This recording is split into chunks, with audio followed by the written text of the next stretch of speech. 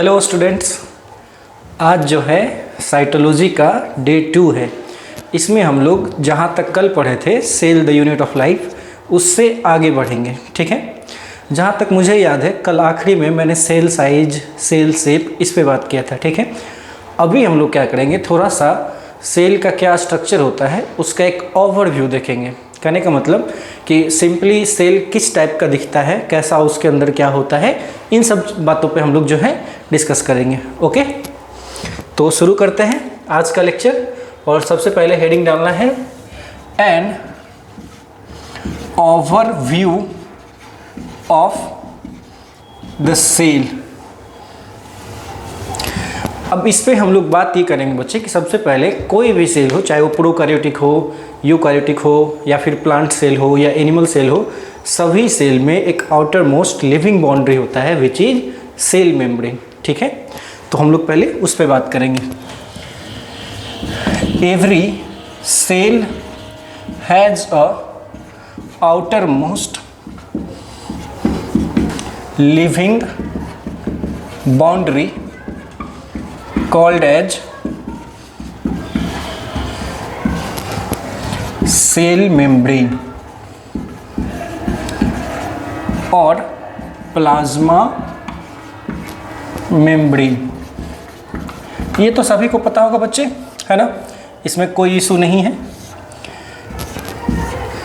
इसके बाद हम लोग बात करते हैं क्या प्लाज्मा मेम्ब्रेन के आगे भी कुछ जो है, प्लाज्मा मेम्ब्रेन के बाहर भी कुछ स्ट्रक्चर प्रेजेंट होता है। तो बिल्कुल प्लांट सेल में, फंगल सेल में, इवन बैक्टीरियल सेल में सेल वॉल पाया जाता है। लेकिन क्या एनिमल सेल में पाया जाता है सेल वॉल? नहीं, एनिमल सेल में सेल वॉल बिल्कुल नहीं पाया जाएगा। ठीक है,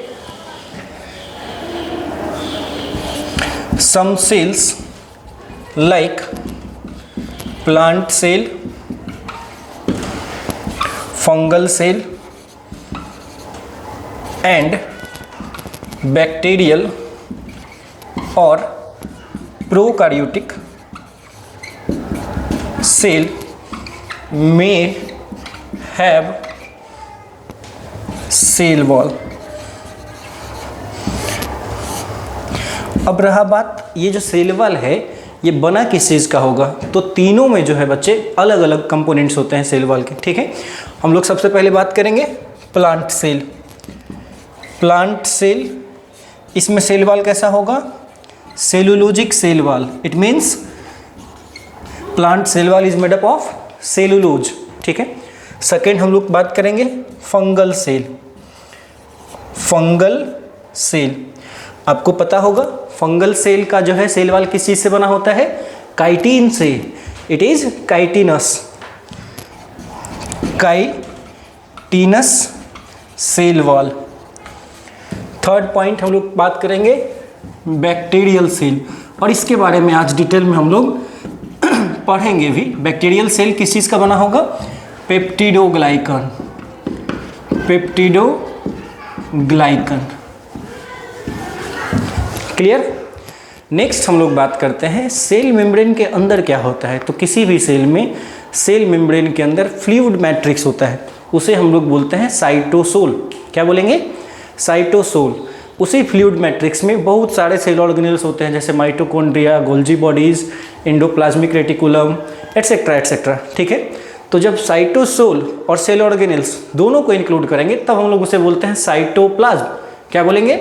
cytoplasm. Here cytosol is different and cytoplasm is different. Next अगर हम बात करें तो साइटोप्लाज्म में अगर हम न्यूक्लियस को भी इंक्लूड करें तो उसे क्या बोलेंगे? प्रोटोप्लाज्म। बिल्कुल, आप सही पकड़े हो, उसे क्या बोलेंगे? प्रोटोप्लाज्म। और प्रोटोप्लाज्म में अगर हम सेल मेम्ब्रेन को भी इंक्लूड करें तो उसे क्या बोलेंगे? प्रोटोप्लास्ट। अब एक जवाब मुझे चाहिए, सेल वॉल अगर ना हो, सिर्फ सेल मेम्ब्रेन हो, तो हम लोग उसे क्या बोलते हैं? प्रोटोप्लास्ट। तो क्या एक एनिमल सेल प्रोटोप्लास्ट है या नहीं है? है, बिल्कुल है। क्यों? क्योंकि एनिमल सेल में तो सेल वॉल होता ही नहीं है, सिर्फ क्या होता है? बोलो, प्रोटोप्लास्ट। सिर्फ क्या होगा? प्रोटोप्लास्ट। ठीक है, the fluid matrix present inside the cell membrane is cytosol. अब यहाँ से हम लोग कॉन्सेप्ट शुरू करते हैं। तो पहला चीज़ क्या सीखना है, साइटोसोल। इसमें अगर हम लोग क्या मिला दें, सेल ऑर्गेनेल्स, तो ये क्या हो जाएगा बच्चों, साइटोप्लाज्म। दूसरा चीज़ क्या सीखना है, अगर साइटोप्लाज्म में न्यूक्लियस मिला दे तो protoplasm. Second, cytoplasm plus nucleus, it is protoplasm. And the third part is protoplasm plus what? Cell membrane. It is protoplast. Protoplasm plus cell membrane. It is protoplast. अगर हम बात करें एनिमल सेल का, अभी समझाए हैं प्रोटोप्लास्ट होगा कि नहीं होगा, बिल्कुल होगा। प्लांट सेल में भी प्रोटोप्लास्ट होगा, लेकिन पहले हम लोग को सेल वॉल डिग्रेड करना होगा, सेल वॉल रिमूव करना होगा। An animal cell is a protoplast. Next, अगर हम साइटोप्लाज्म का बात करें तो साइटोप्लाज्म ही सेल का वो जगह है जहां पे सेल का सारा सेलुलर एक्टिविटीज एक साथ हो रहा होता है, ठीक है। Cytoplasm is the main arena for cellular activities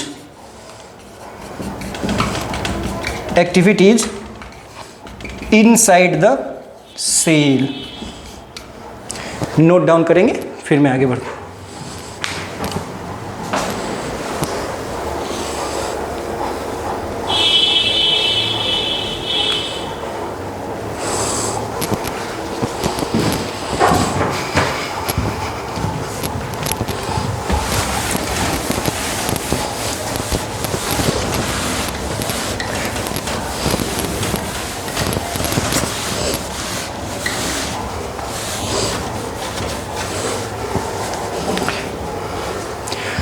अभी तक हमने क्या सीखा बच्चा, कि सेल मेम्ब्रेन होता है किसी भी सेल में, सेल वॉल होता है, साइटोप्लाज्म होता है, साइटोसोल क्या होता है, प्रोटोप्लास्ट क्या होता है, साइटोप्लाज्म क्या होता है, प्रोटोप्लाज्म क्या होता है, इस सब। नेक्स्ट हम लोग क्या सीखेंगे, सेल ऑर्गेनेल्स कैसे होते हैं, ठीक है। नेक्स्ट हेडिंग डालना है सेल ऑर्गेनेल्स। तो आपको पता होगा कि किसी भी सेल में सेल ऑर्गेनेल्स जो है 3 टाइप के हो सकते हैं, और वो बेस्ड किस पे है, number of membrane it have. तो सबसे पहले अगर हम बात करें डबल मेम्ब्रेन, किसका बात करेंगे, डबल मेम्ब्रेन सेल ऑर्गेनेल। तो there are only 3 cell organelle present in cell which are double membrane, and they are mitochondria, plastid, nucleus, ठीक है। उसके बाद अगर हम बात करें सिंगल मेम्ब्रेन, तो सिंगल मेम्ब्रेन बहुत सारे हैं, endoplasmic reticulum, Golgi bodies, vacuoles etcetera, ठीक है।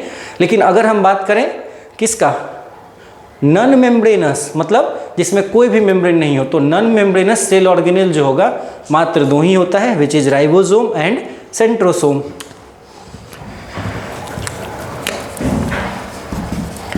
Based on number of membrane it have cell organelles are of 3 types. First, double membraned cell organelle। इसमें क्या क्या आएगा बच्चों, 3 आएगा। कौन कौन सा, mitochondria, plastid and nucleus. Mitochondria, plastid includes 3 part which is chloroplast, chromoplast, leucoplast. हम लोग यहाँ पे मेनली बात किसका करेंगे, क्लोरोप्लास्ट का। न्यूक्लियस। नेक्स्ट हम लोग देखेंगे आगे क्या होता है।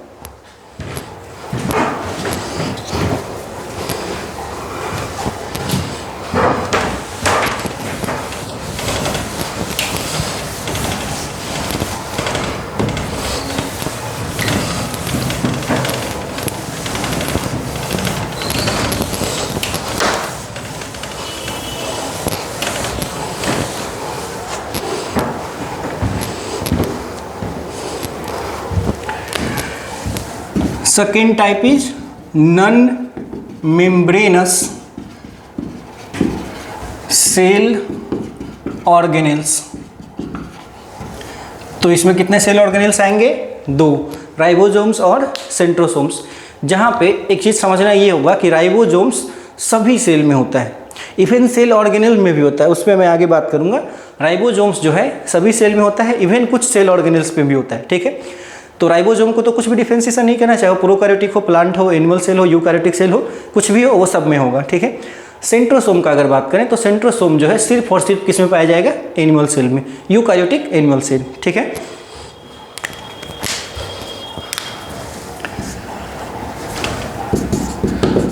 Ribosomes present in all cell. Second, centrosome present only in animal cell.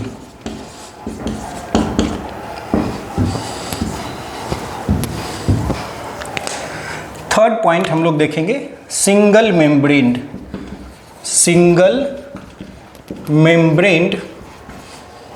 Cell organelle. यहाँ पे मेरी बातों को याद ये रखना है कि इन 5 सेल ऑर्गेनेल को छोड़ के, जैसे mitochondria, plastid, nucleus, ribosome, centrosome, बाकी जितने भी सेल ऑर्गेनेल्स होंगे सभी सिंगल मेम्ब्रेन बाउंड होंगे। Clear? Except above mentioned 5 cell organelles,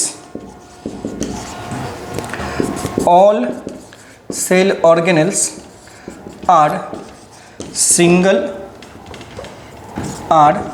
single membraned, like endoplasmic reticulum, Golgi bodies, vacuoles, lysosome etc.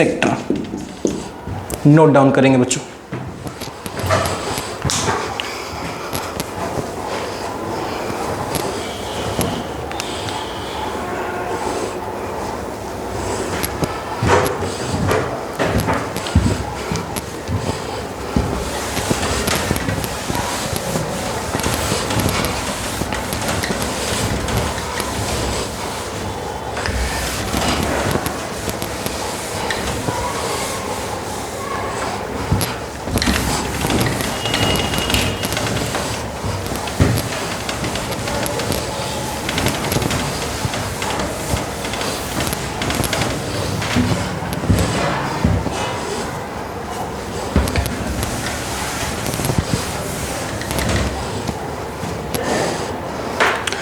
अब जो है हम लोग नेक्स्ट बात ये करेंगे कि प्रोकैरियोटिक सेल का क्या फीचर्स होता है, उसका पूरा क्या स्ट्रक्चर होता है। ये कंप्लीट लेक्चर जो है मैं प्रोकैरियोटिक सेल को डेडिकेट कर रहा हूँ और इसमें सिर्फ और सिर्फ प्रोकैरियोटिक सेल्स ही पढ़ाऊँगा, ठीक है। और ये एक बहुत इंपॉर्टेंट टॉपिक है, इसमें जैसे मीजोजोम्स, प्लाज्मिड्स, पोलीजोम्स, पोलीराइबोसोम्स, यार these are frequently asked questions in the NEET examination, ठीक है। हेडिंग डालेंगे प्रोकैरियोटिक सेल। प्रोकैरियोटिक सेल में हम लोग सबसे पहले बात ये करेंगे बच्चों कि कौन कौन से ऑर्गेनिज्म हैं जिसके पास सेल कैसा होता है? Prokaryotic.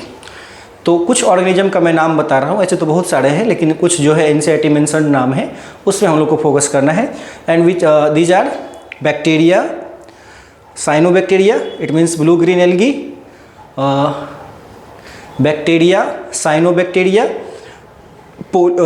Pleuropneumonia like organism, PPLO, mycoplasma etcetera, ठीक है। इट इंक्लूड्स बैक्टीरिया,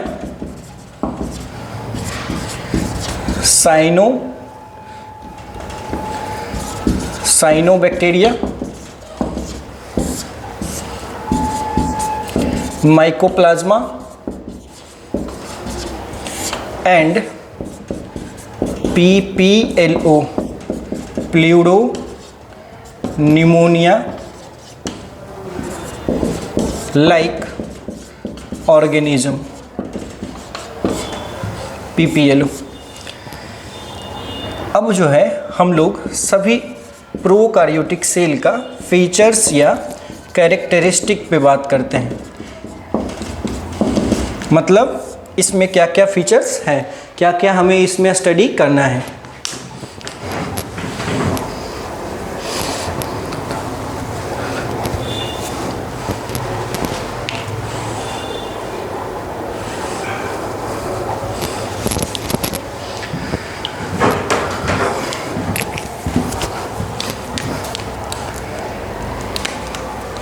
सबसे पहले हम पढ़ेंगे बच्चों सेल साइज के बारे में। अगर हम प्रोकार्योटिक सेल का बात करें तो वो थोड़ा छोटा साइज में होता है यूकार्योटिक सेल के रिस्पेक्ट में, ठीक है। और एक खासियत प्रोकार्योटिक सेल का ये है कि प्रोकार्योटिक सेल जो है रैपिडली डिवाइड करता है, रैपिडली मल्टीप्लाई करता है, मतलब डिवीजन टाइम इसका जो है बहुत कम होगा, ठीक है।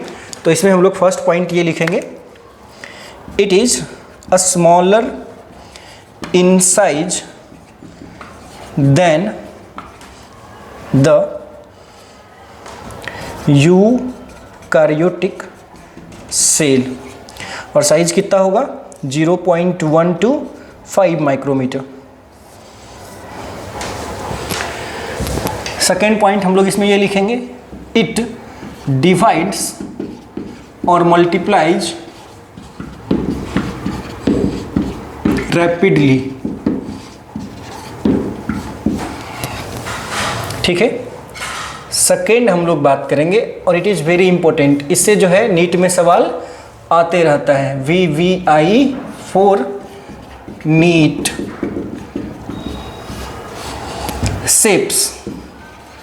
Shapes of bacteria. आप सभी को पता होगा there are 4 basic shapes of bacteria which includes coccus, bacillus, aspergillum and vibrio। तो हम लोग पहले बात करते हैं कोकस पे। कोकस it means spherical shaped, it is spherical shaped, ठीक है। कोकस क्लियर बच्चों। सेकेंड हम लोग बात करेंगे बैसिलस।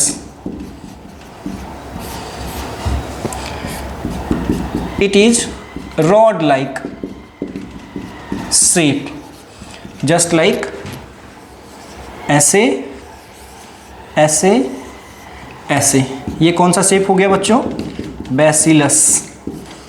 थर्ड हम लोग बात करेंगे अस्पाइरुलम। ये तो आई थिंक नाम से ही पता चल रहा है, अस्पाइरुलम मतलब स्पाइरल शेप्ड, स्पाइरल शेप्ड।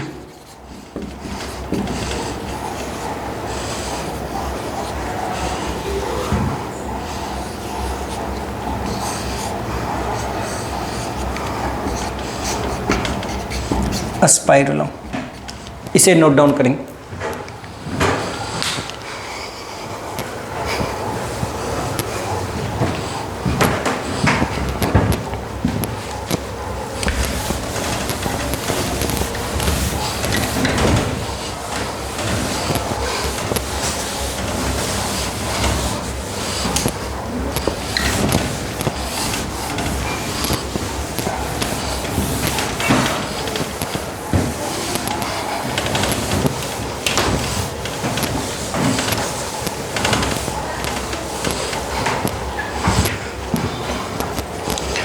अब जो है बच्चों शेप से रिलेटेड लास्ट टर्म हम लोग पढ़ेंगे which is vibrio.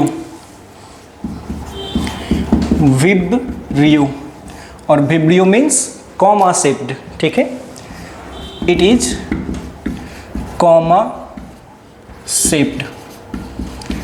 Comma shaped look likes that.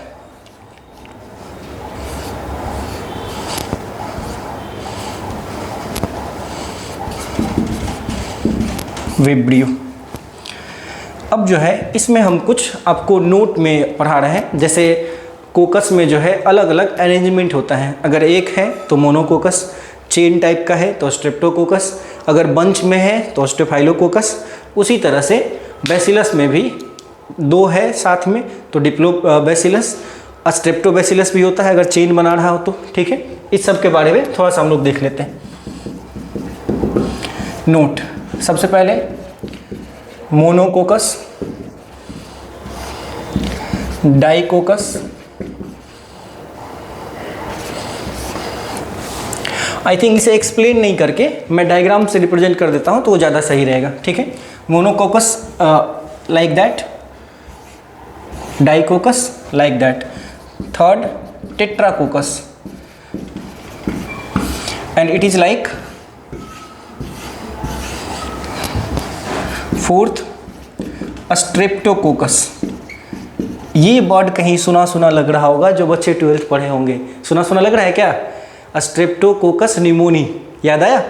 Human health and disease chapter में, it causes pneumonia, streptococcus. Chain रहेगा इसमें, ऐसे ऐसे ऐसे ऐसे। फिफ्थ स्टेफाइलोकोकस, इसमें एक बंच रहेगा बच्चों। ठीक है, आगे हम लोग बैसिलस वाले पे बात करते हैं, डिप्लोबैसिलस। इसमें किस टाइप का स्ट्रक्चर रहेगा? रॉड शेप्ड, लेकिन 2। और बात करते हैं स्ट्रेप्टोबैसिलस, इसमें कैसा स्ट्रक्चर रहेगा बच्चों? चेन, ऐसे। ठीक है, तो आई थिंक इसे अगर एक्सप्लेन कर दिए हैं मतलब डायग्राम से तो वो ज़्यादा सही है। ठीक है, अगर लिखाते तो थोड़ा लेंदी हो जाता। इसे देख लें।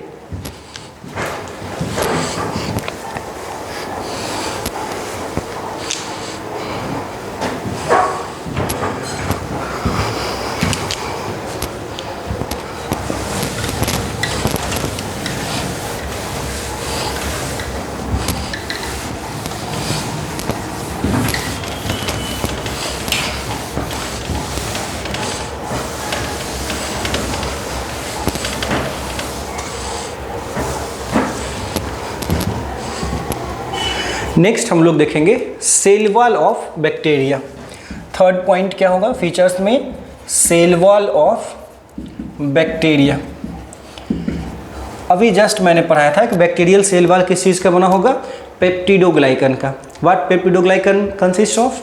It consist of 2 units, 2 separate units which is NAG and NAM. N acetyl glucosamine first unit, N acetyl muramic acid second, muramic acid. ठीक है, तो हम लोग उस पर बात करते हैं। It is made up of peptidoglycan. Peptidoglycan is also known as murein और mucopeptide. Mucopeptide. What all these consist of? It consists of 2 separate unit we talked about.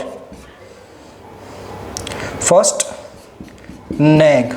It means N-acetyl glucosamine. Second, NAM. N-acetyl muramic acid. ये हो गया cell wall के बारे में। अच्छा, अगर हम सेल वॉल बात करें तो बैक्टीरियल सेल वॉल जो होता है टफ होता है और हाइपोटोनिक सॉल्यूशन में बैक्टीरिया का सेल बर्स्ट करने से बचाता है। यू मीन मतलब हाइपोटोनिक सॉल्यूशन के बारे में आपको शायद पता होगा। हाइपोटोनिक सॉल्यूशन जिसमें सॉल्वेंट का संख्या क्या हो, सॉल्वेंट का मतलब कंसंट्रेशन क्या हो, ज़्यादा हो, और सेल में जो है उसका कंसंट्रेशन क्या होगा, सॉल्यूशन का कम होगा। तो होगा क्या, लिक्विड जो है बाहर से अंदर की ओर इंटर करेगा और जैसे ही लिक्विड इंटर करेगा तो चांसेस ये है कि वो वर्स्ट कर जाए, है ना। तो उससे सेल वॉल इसे प्रोटेक्ट करता है। Cell wall of the bacteria is rigid and tough. It protects the cell from bursting in hypotonic solution. अब हम लोग बात करेंगे साइटोप्लाज्म और न्यूक्लियस के बारे में। तो न्यूक्लियस का अगर हम बात करें तो जो प्रोकैरियोटिक सेल होता है उसमें तो वेल डेवलप्ड न्यूक्लियस नहीं होता है। न्यूक्लियस के जगह पे एक रीजन होता है जहाँ पे जेनेटिक मटेरियल कंस्टिट्यूट कर मतलब जेनेटिक मटेरियल प्रेजेंट होता है। तो उस जगह पे क्या है, उसे हम लोग न्यूक्लियोइड बोलते हैं। क्या बोलते हैं? न्यूक्लियोइड। नेक्स्ट हम लोग बात करेंगे third fourth.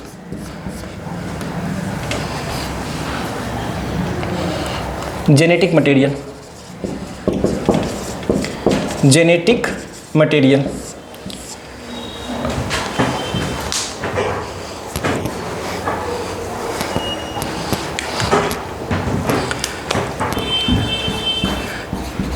Genetic material of bacteria और prokaryotic cell is naked and not enveloped by nuclear membrane। अगर हम स्ट्रक्चर का बात करें तो यूकैरियोटिक डीएनए कैसा होता है, जेनेटिक मटेरियल कैसा होता है? हेलिकल, लेकिन ये सर्कुलर होगा। ठीक है, double stranded circular DNA and have single chromosome and have single chromosome। तो मेजर डिफरेंस क्या है? मेजर डिफरेंस ये है कि eukaryotic cell have helical DNA but prokaryotic cell have only circular DNA. ठीक है, नेक्स्ट हम लोग बात करेंगे प्लाज्मिड पे, इसे लिख लोगे।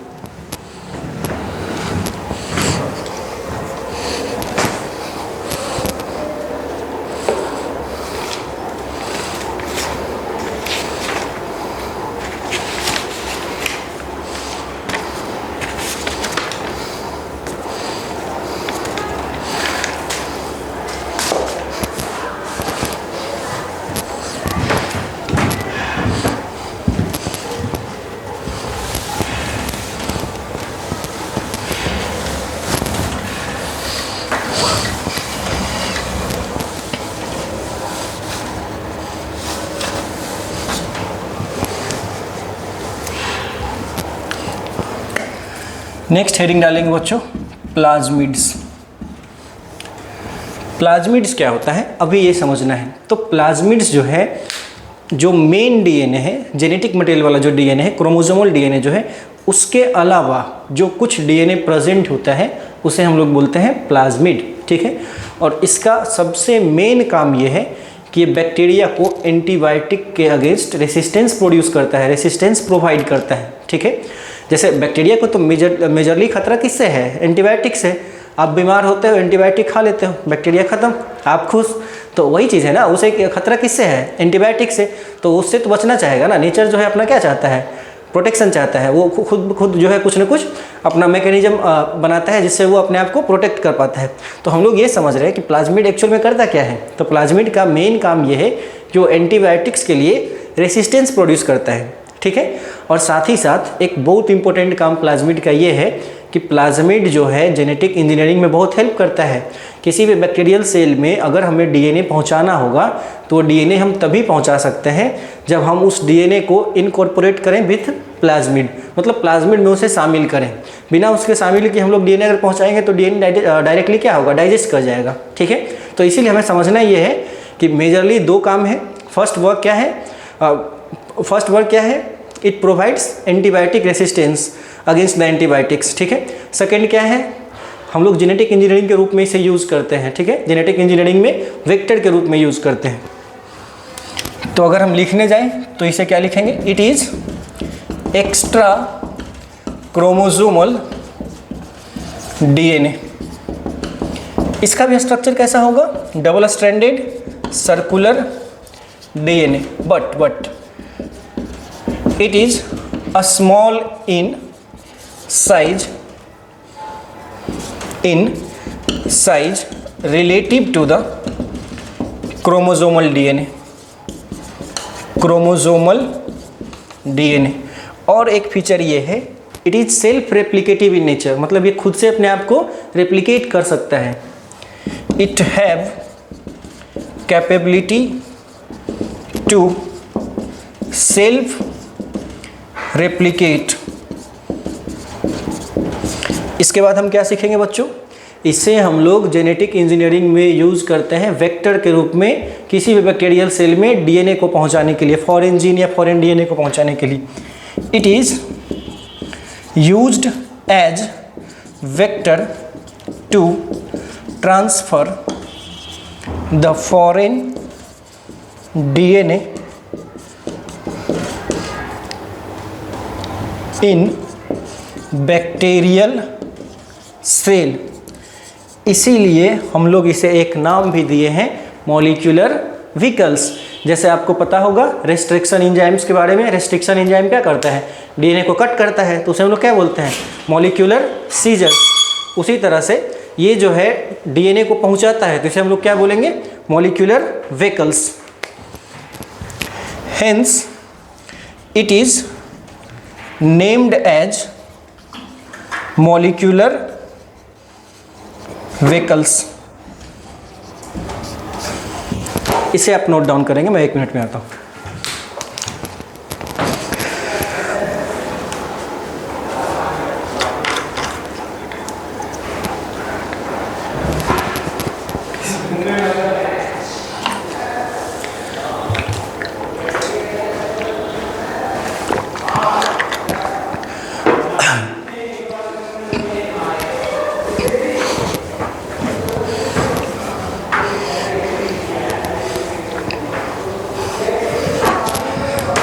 लिख लिए बच्चों?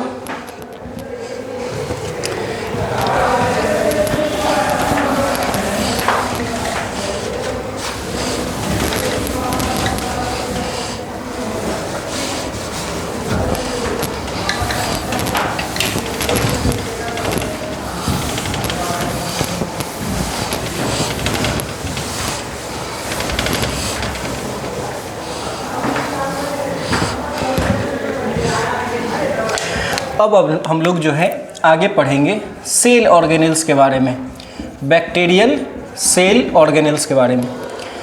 You all know I told that bacteria have only one cell organelle which is non membranous and it is ribosome. ठीक है, the only cell organelle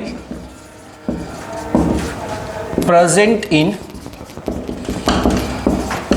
bacteria is ribosome. और राइबोसोम होता कैसा है, नॉन मेम्ब्रेनस। ठीक है, non membranous, it means it is not surrounded by any cell membrane inside the cellular structure. तो अभी यहां से हम लोग जो है राइबोसोम यहाँ स्टार्ट करते हैं। ठीक है, नेक्स्ट पॉइंट हम लोग पढ़ेंगे किसके बारे में, राइबोसोम्स के बारे में।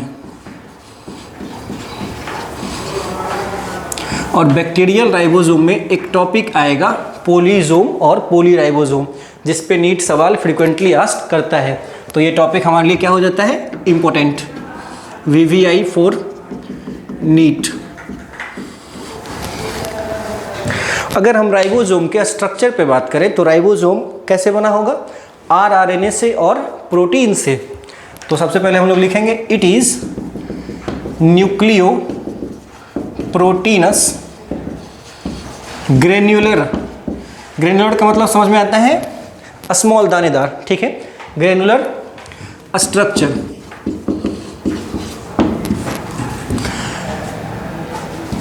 Next point, it is made up of RNA and proteins.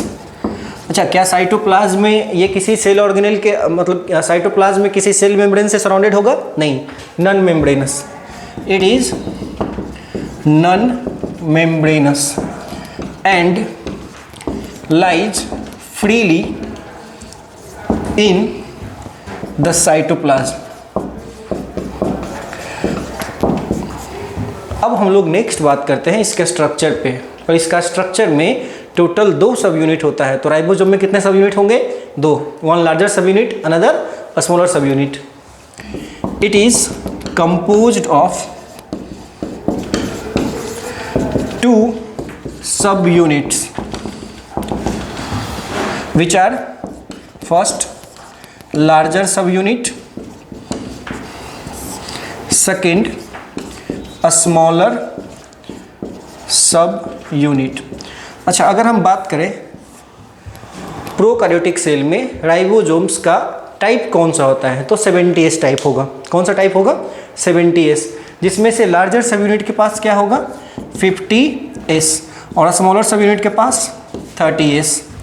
In prokaryotes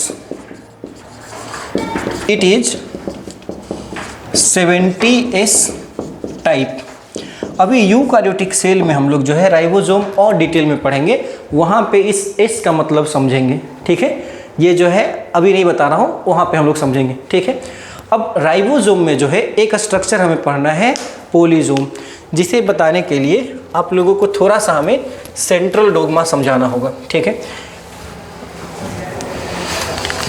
अभी हम सेंट्रल डोग्मा पे बात इसलिए कर रहे हैं क्योंकि सेंट्रल डोग्मा का मतलब होता है कि कोई भी जीन अपने आप को एक्सप्रेस कैसे करता है. तो कोई भी जीन अपने आप को एक्सप्रेस करता है प्रोटीन बना के. कैसे एक्सप्रेस करेगा? प्रोटीन बना के. मतलब ये है कि जो जीन डीएनए के फॉर्म में होगा वो पहले डीएनए से अपने आप को में भी रेप्लिकेट करे और रेप्लिकेशन के बाद डीएनए से वो एमआरएनए बनाएगा. ठीक है, एमआरएनए से बाद में प्रोटीन बनता है. अब इस प्रोसेस को क्या बोलते हैं थोड़ा सा समझिएगा. सबसे पहले डीएनए, ये एक ऑटोकैटालाइटिक एक्टिविटी है, मतलब खुद से खुद को बना रहा है, तो इसे हम लोग क्या बोलेंगे? रेप्लिकेशन. अगर हम नेक्स्ट बात करें डीएनए से उसके बाद क्या बनता है, तो एमआरएनए. डीएनए से फिर क्या बनेगा? एमआरएनए. और इस प्रोसेस को हम लोग बोलते हैं ट्रांसक्रिप्शन.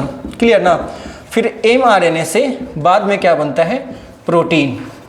और एमआरएनए से जब प्रोटीन बनता है तो ये प्रोटीन बना कौन रहा होता है? राइबोसोम्स. कौन बनाएगा? राइबोसोम्स. ठीक है, और ये इस स्टेप को हम लोग बोलते हैं ट्रांसलेशन. ठीक है, ये चीज़ समझ गए. इसके बाद हम लोग सबसे पहले तो ये लिख लेंगे फंक्शन ऑफ राइबोसोम. तो राइबोसोम का प्राइमरी फंक्शन क्या होगा? Synthesis of protein. It is primarily involved in synthesis of protein. ठीक है, नेक्स्ट हम लोग समझते हैं पोलीसोम के बारे में. मतलब पोलीसोम और पोलीराइबोसोम क्या होता है, इसी से सवाल जो है राइबोसोम में एराइज करता है एनटीए और नीट. ठीक है,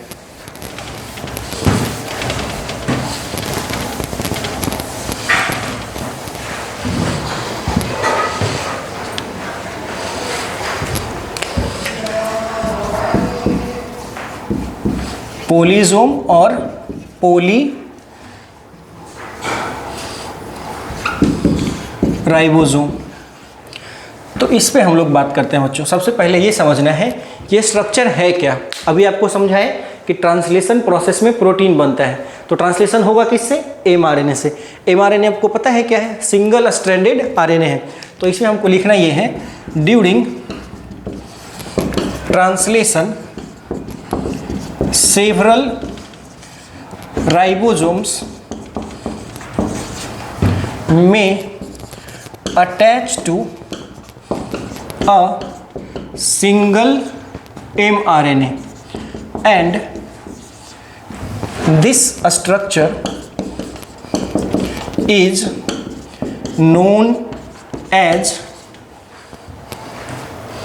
polysomes और पोलीराइबोसोम्स. अगर हम इसे स्ट्रक्चरली रिप्रेजेंट करें तो ये कैसा होगा? It is mRNA. एमआरएनए पे बहुत सारा राइबोसोम एक साथ जुड़ेगा. मान लीजिए ये राइबोसोम है. ये मैं समझने के लिए स्ट्रक्चर बना रहा हूँ, बहुत हद तक ऐसा होता नहीं है. ठीक है,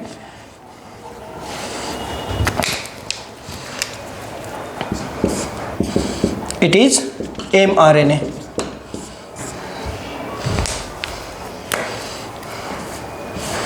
इट इज राइबोसोम्स. और इस स्ट्रक्चर को हम लोग क्या बोलेंगे?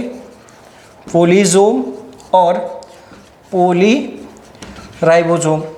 आज के बाद बिल्कुल नहीं भूलना है कि पॉलीजोम और पॉलीराइबोसोम क्या होता है। तो पॉलीजोम और पॉलीराइबोसोम सिंपली एक एमआरएनए पे बहुत सारे राइबोसोम अटैच्ड स्ट्रक्चर को हम लोग बोलते हैं। ठीक है, इसे note down.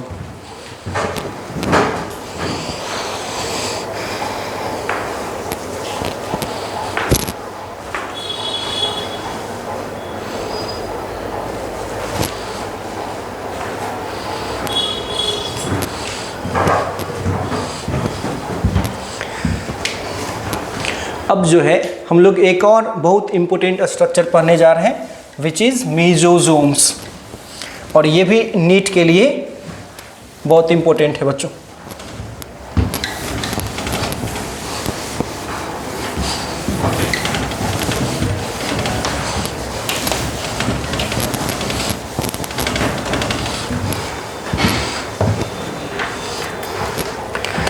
Next is मेसोसोम्स,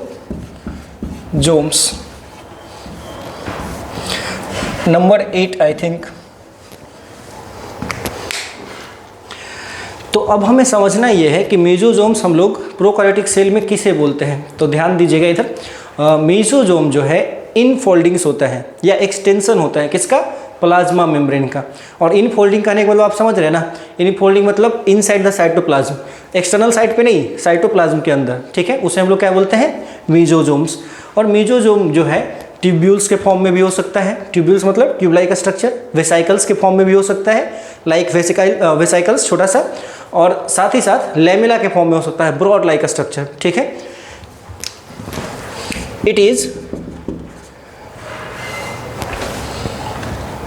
infoldings और extension of plasma membrane inside the cytoplasm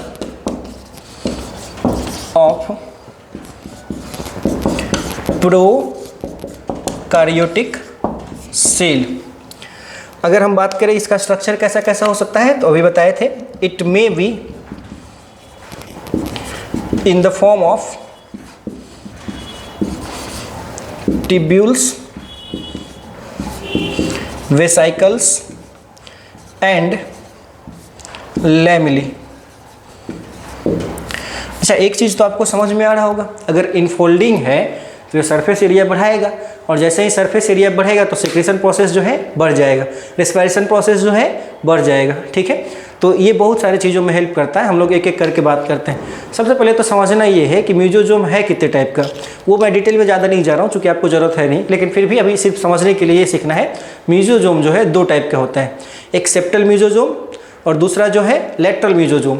तो सेप्टल मेसोसोम जो है वो मेसोसोम होता है जो न्यूक्लियोइड रीजन के आसपास होता है, तो वो 2-3 काम करता है जिसे हम लोग देखेंगे। और लेटरल मेसोसोम जो है यही सब काम करता है, जैसे रेस्पिरेशन, सिक्रीशन, और साथ ही साथ एंजाइमेटिक कंटेंट को बढ़ाना, सरफेस एरिया को बढ़ाना, ये सब। ठीक है, तो नेक्स्ट हम लोग सीखते हैं functions of mesosome. Functions of mesosome.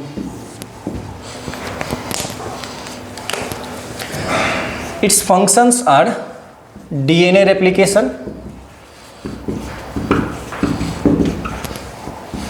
distribution of DNA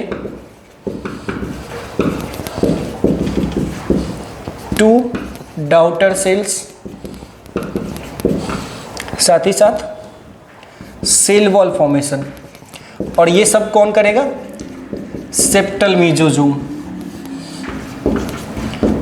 septal मेसोसोम्स। और लेटरल मेसोसोम का फंक्शन क्या होगा, रेस्पिरेशन,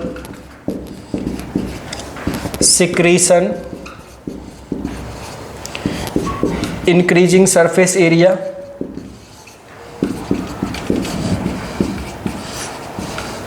ऑफ प्लाज्मा मेम्ब्रेन,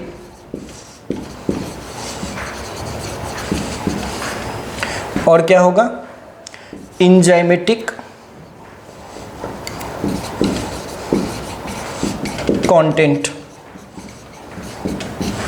ये सब फंक्शन किसका होगा, लेटरल मेसोसोम का। एक और चीज़ पे अगर हम बात करें तो जो मीजोजोम है ये बहुत यूनिक कैरेक्टरिस्टिक है किसका, प्रोकैरियोटिक सेल का। इट मीन्स प्रोकैरियोटिक सेल के अलावा यूकैरियोटिक सेल में मीजोजोम प्रेजेंट नहीं होगा। यहीं पे लिख दे रहा हूं,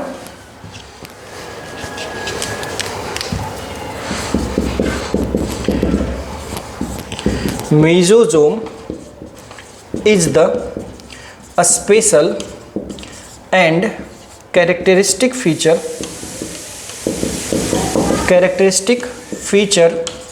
of a prokaryotic cell. It means क्या ये यूकैरियोटिक सेल में होगा? नहीं, ये सिर्फ और सिर्फ किस में होगा? प्रोकैरियोटिक सेल्स में।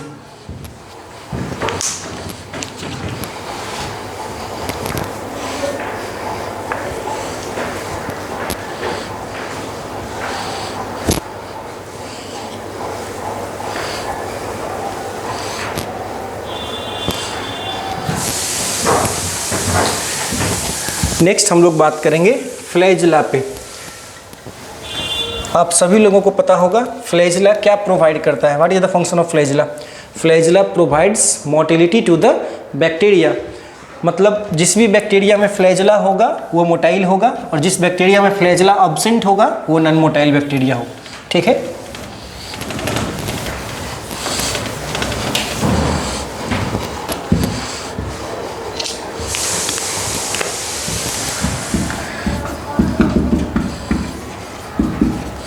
Flagella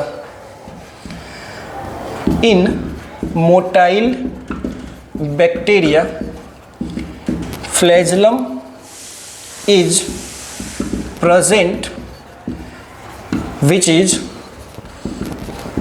the extension of cell wall. यहाँ पे ध्यान ये रखना है बच्चों कि हम जो मीजोजोम पढ़े थे वो इनफोल्डिंग एक्सटेंशन किसका था? सेल मेम्ब्रेन का। लेकिन फ्लैजिला किसका एक्सटेंशन होगा? सेल वॉल का। ठीक है। नेक्स्ट अगर हम बात करें तो ये क्या प्रोवाइड करता है? It provides motility to the bacterial cell. और अगर हम बात करें कि फ्लैजिला जो है किस चीज़ से बना होता है, तो प्राइमरली फ्लैजिला एक प्रोटीन से बना होता है जिसे हम लोग बोलते हैं फ्लैजिलिन प्रोटीन। ठीक है। Flagella is primarily composed of a protein called as flagellin.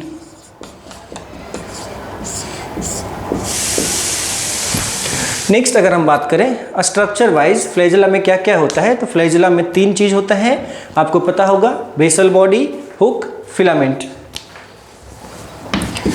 Flagella consists of first basal body, ये सबसे नीचे होता है, second hook and third filament. अगर हम स्ट्रक्चर देखें तो मान लीजिए ये सेल वॉल है, तो यहाँ पे इससे अटैच्ड क्या होगा, बेसल बॉडी, फिर एक एक्सटेंशन टाइप का क्या होगा, हुक, और उसके बाद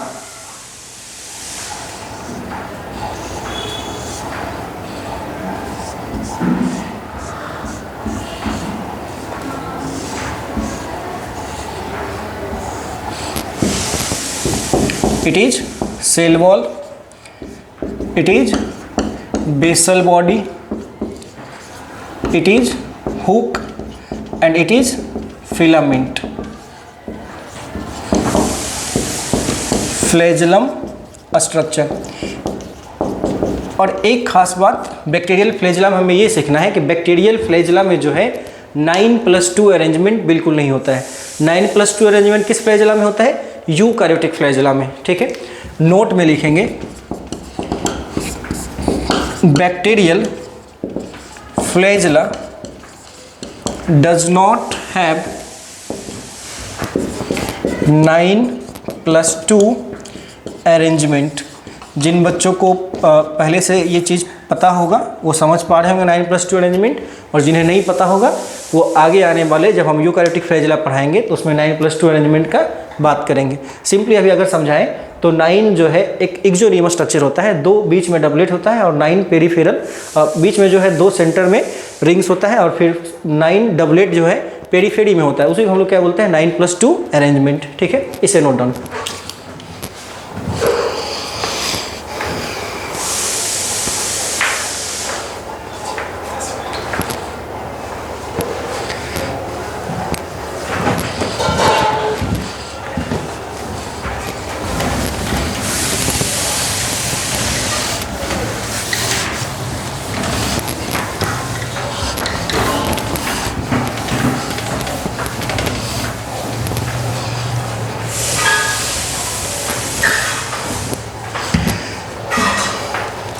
नेक्स्ट टॉपिक हम लोग पढ़ेंगे बच्चों पिली एंड फिम्बरी।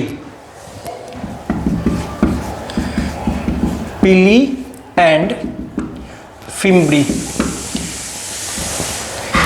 तो पिली जो है या पाइलस इसे हम लोग बोलते हैं सिंगुलर में, ये ट्यूबुलर स्ट्रक्चर होता है और लॉन्ग स्ट्रक्चर होता है, but fimbriae it is a small bristles like structure. ठीक है, तो पिली और फिम्बरी ये हो गया, लेकिन ये मोटिलिटी में हेल्प नहीं करता है किसी भी बैक्टीरियल सेल को। ये हेल्प किस में करता है, उसको अटैच होने में किसी सरफेस पे या होस्ट टिश्यू पे। ठीक है, it is also the extension of cell wall. It helps in attaching the bacterial cell to the host tissues or any other surfaces like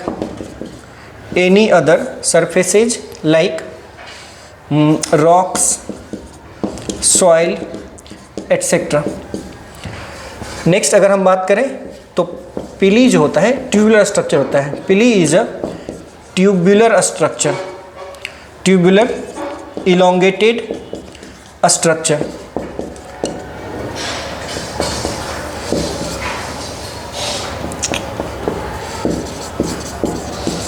but fimbriae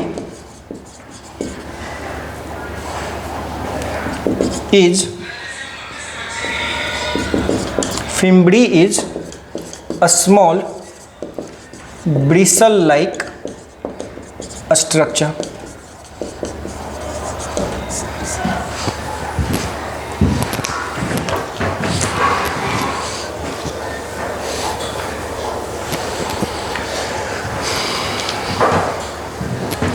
अगर हम बात करें कि पिली और फिम्बरी बना कैसे होता है, तो ये पिलीन प्रोटीन से बना होता है। ठीक है, ऐसे लिखना है, both of them are made up of a protein called pilin. इसके बाद जो है हम लोग पढ़ेंगे 11 inclusion bodies। Inclusion bodies are not like any cell organelle. It is a small reserved material like vacuole like structure। ठीक है, just glycogen granules, just like glycogen granules, phosphate granules, etc. ठीक है, it is a small granular vacuole like structure which contains reserve material। अगर example देखने जाए तो इसका example क्या होगा, phosphate granules,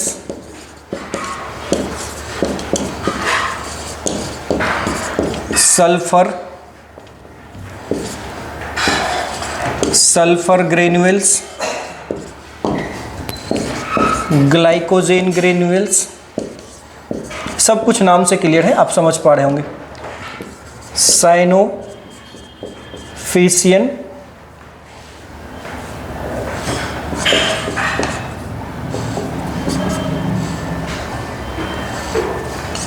साइनोफिशियन granules etcetera. Next अगर हम बात करें तो इसको लिख लो उसका बाद।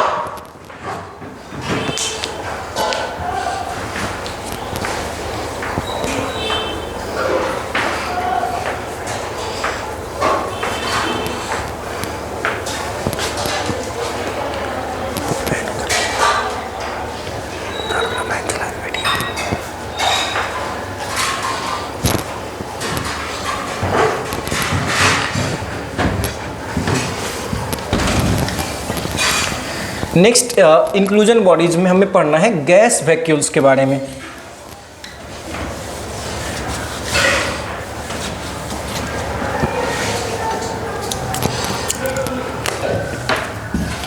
Gas vacuoles, gas vacuoles present होता है सम फोटोसिंथेटिक बैक्टीरिया में, like green bacterians, purple bacterians, sulphur bacterians et cetera. It is present in green,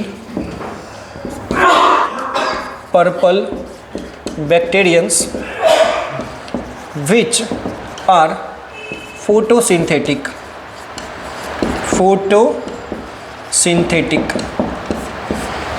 It have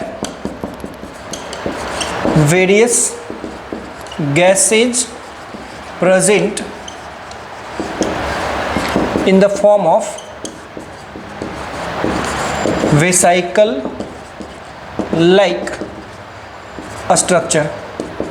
अगर हम बात करें जो बैक्टीरिया वाटर में है तो गैस वैक्यूल होने के वजह से उसे एक बायोवेंसी भी प्रोवाइड होता है, ठीक है। It provides buoyancy to the bacteria. इसे लिख लेंगे बच्चों।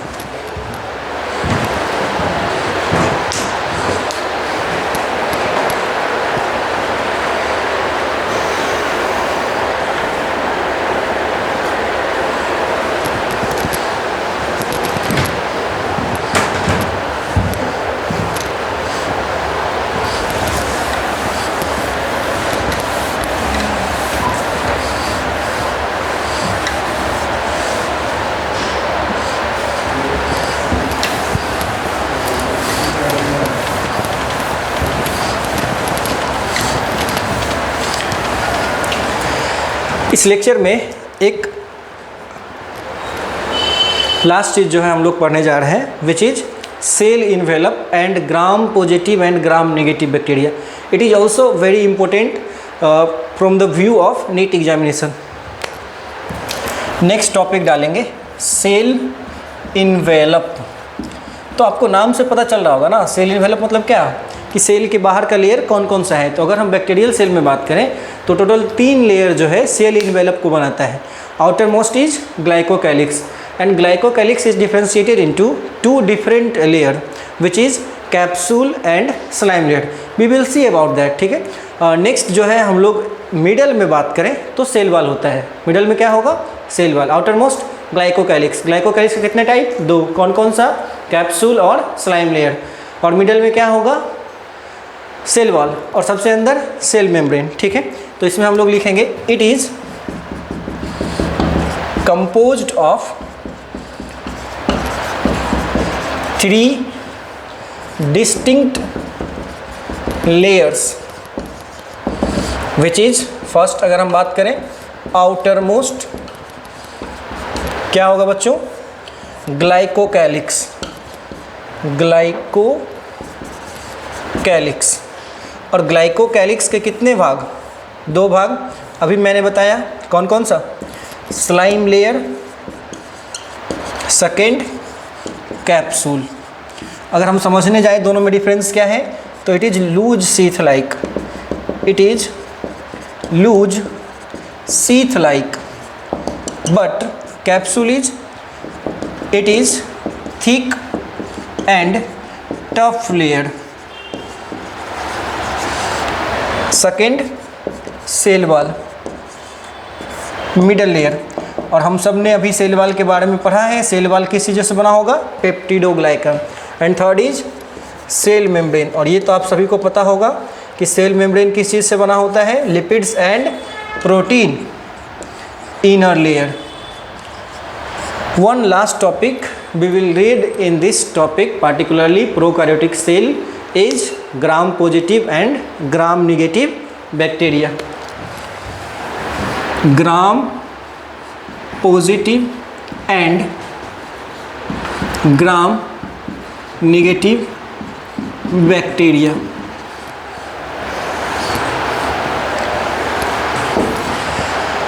अब जो है हमें समझना ये है कि ग्राम पॉजिटिव और ग्राम नेगेटिव बैक्टीरिया किस बेसिस पे डिवाइड किया गया है। तो क्रिश्चियन ग्राम ने 1884 में एक स्टेन डेवलप किया था जिसे हम लोग बोलते हैं क्रिस्टल वॉयलेट, ठीक है। उस स्टेन को अगर हम यूज़ करते हैं तो सारा बैक्टीरिया जो है कैसा हो जाएगा? ब्लू या ब्लू कलर्ड, ठीक है। अगर हम उसके बाद उसमें आयोडीन सॉल्यूशन ऐड करेंगे तो वो जो है कैसा कलर देगा? बिल्कुल ब्लू कलर, ठीक है। और आयोडीन सॉल्यूशन देने के बाद कैसा कलर देगा? Blue colour. और ब्लू कलर जब वो देगा फिर हम अगर उसे बास करते हैं वाटर से और फिर बास करते हैं किससे? अल्कोहल से, तो अगर ये ब्लू कलर या पर्पलिश कलर जो है रह गया तो उसे हम लोग बोलेंगे ग्राम पॉजिटिव बैक्टीरिया। और अगर वो कलर धुल गया, खत्म हो गया, तो उसे हम लोग क्या बोलते हैं? ग्राम नेगेटिव बैक्टीरिया। मतलब ग्राम पॉजिटिव बैक्टीरिया उस कलर को अपने अंदर एब्जॉर्ब करके रखा है, लेकिन ग्राम नेगेटिव बैक्टीरिया नहीं रखा है, ठीक है। तो नेक्स्ट हम लोग बात करेंगे इस पे। According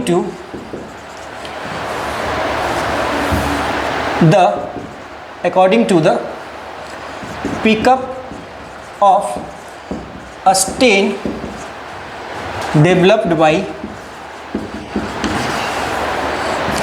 by Christian Gram and called as Gram's stain. Bacteria are divided into two types, and we all know what two types are. First, gram positive, second gram negative. तो अब हम लोग जो समझते हैं इस स्टेनिंग का प्रोसीजर क्या है, स्टेप्स ऑफ स्टेनिंग। सबसे पहले हम लोग इसे स्टेन करते हैं किससे? क्रिस्टल वॉयलेट से। First of all stain the bacteria with crystal violet. Second, add iodine solution. और अगर थोड़ा डीप में जाए तो आयोडीन सॉल्यूशन 0.5% होता है, ठीक है, to the bacteria. And then bacteria gives blue colour. Then bacteria gives blue colour. What is third step? Third step is washing the bacteria with water and again with alcohol. इसे लिखो बच्चों।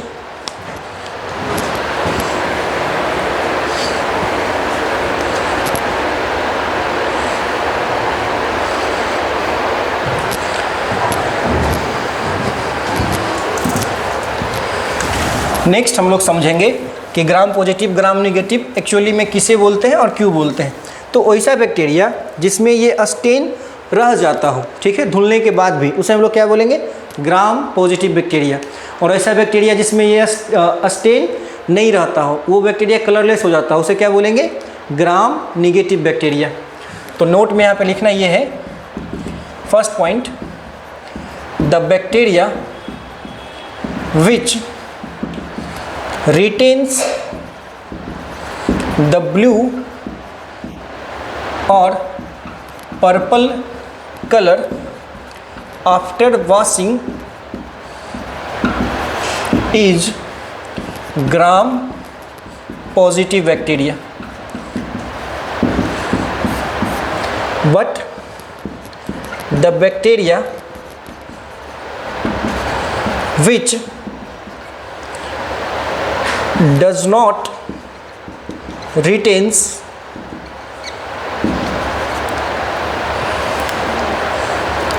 any color and became colorless after washing is